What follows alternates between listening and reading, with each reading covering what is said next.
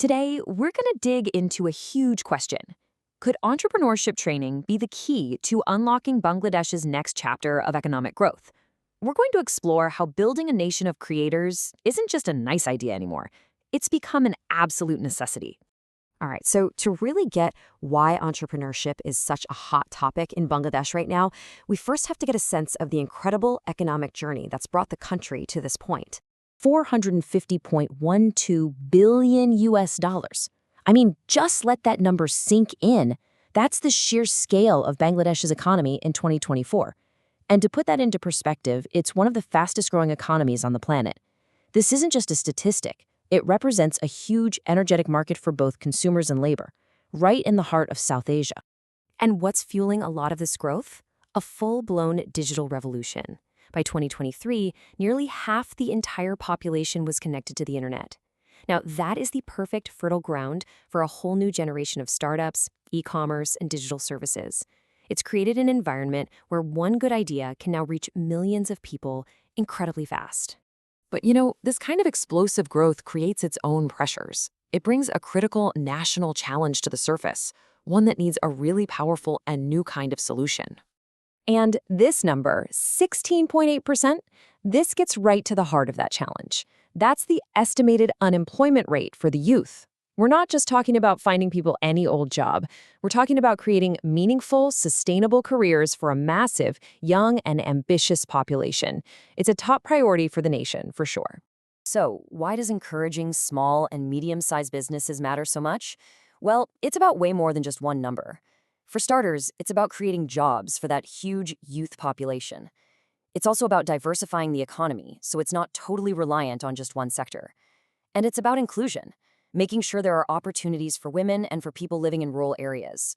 Finally, it's about taking all that internet access and turning it into real, tangible economic activity. So, this all leads us to the big idea, the solution on the table. It really boils down to a fundamental shift in thinking, moving from a mindset of seeking jobs to one of creating them. It's about treating entrepreneurship as a core national strategy. So what do we actually mean by entrepreneurship development? Well, it's definitely not just a weekend workshop or a motivational speech. It's a structured, intentional process.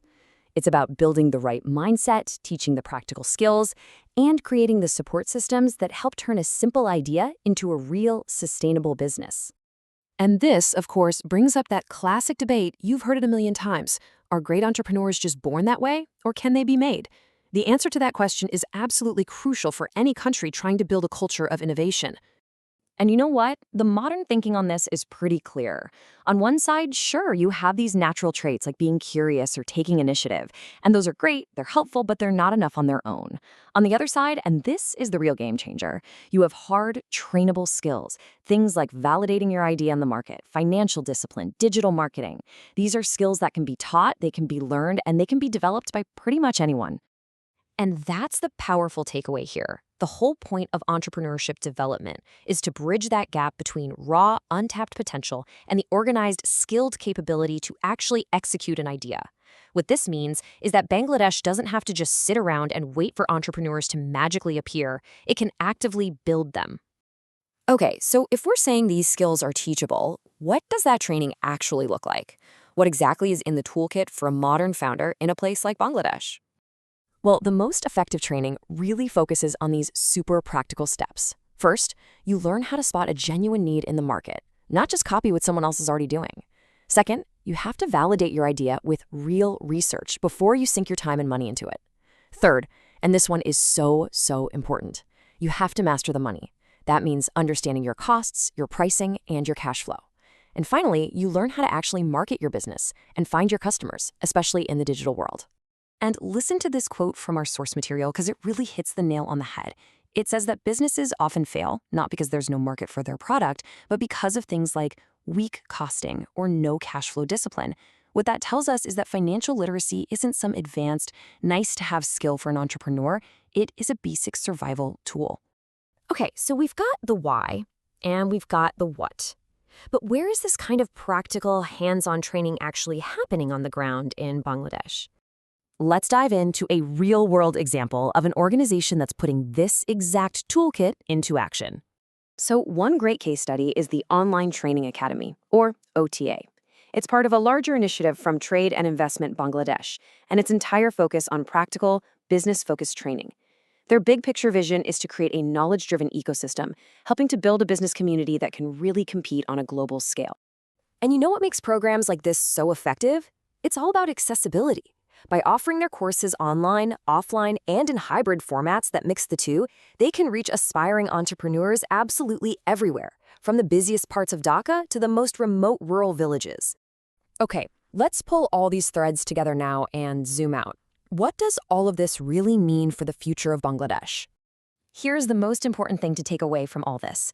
This is about so much more than just starting a few businesses. This is a strategic investment in the country's long-term future.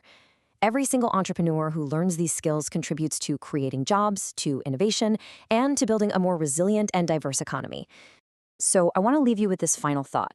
The real question for Bangladesh isn't, does it have enough potential entrepreneurs? I mean, the potential is clearly there, you can feel it. The real question is, how quickly can it build them? And that reframes the entire challenge, doesn't it?